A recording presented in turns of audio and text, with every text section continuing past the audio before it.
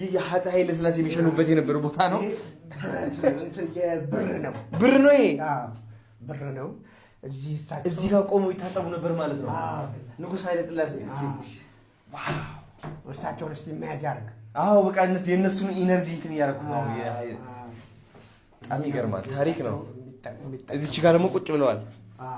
ቁጭ ልበል እዚህ እሳቸው ናቸው።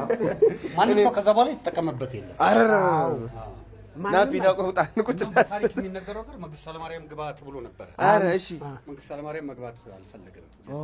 ከነበራቸው ትልቅ ክብር ነው እና በጣም ይገርማል። መንግስቱ ኃይለማርያም አንድ ቲያትር ጋሽ ሰለሞን መናገር ይችላል። መጥቶ ያየው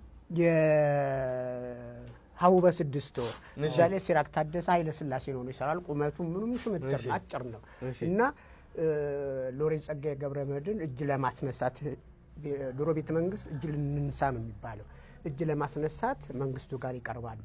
ኮሎኔል መንግስቱ ጋር ከዛ ሁሉንም ጨበጣቸውና ልክ ኃይለ ሥላሴ በሜካፕ ነው እንግዲህ ቅድም ያሳየው ሲራክ ታደሰ ብዬ በሜካፕ ነው ቁጭ ኃይለ ሥላሴ ነው እንዲደንግጡ ዞር በሉና አይነት ነገር ነው ያላቸው። ራስ ኃይለ ሥላሴ ይግነሳሉ የሚል ግምት ነበረ።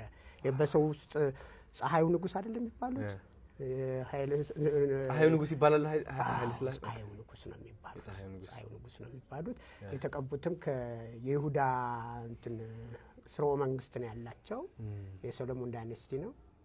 ሶሎሞን ዳይነስቲ ፀሐዩ ንጉስ ነው የሚባሉት። የነበረው በወቅቱ የነበረው እምነት ኃይለ ሥላሴ ከወረዱ ነፍስ ይማረው ደበበ እሸቱ እንደተናገረው ፀሐይ ይወድቃል ተብሎ ይታሰብ ነበር። ህዝቡ ላይ ሳይኮሎጂው ማለት ነው።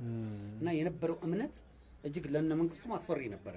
በነበረው በስሜት ሄደው ያን ነገር አደረጉት እንጂ የነበረው ስሜት ነው ያን ነገር ሊፈሩበት የቻለውና ሲራክን ፈሩት። ዋው ሲራክ በዚህ ደረጃ ማለት ተነስተው ድንገት ይሆናል በሚል አንዳንዴ ስትኖር ስታድግ የሚሰራብህ ነገር አለ እና ከዛ አንፃር ይመስለኛል እንግዲህ በዛው ነው አልኖርም። ይሄ ደግሞ እንግዲህ ኃይለ ሥላሴ እዚህ ጋር ከዚህ ተከፍተው እንደዚህ ተከፍተው እዚህ ጋር ቁጭ ብለው ያዩ ነበረ።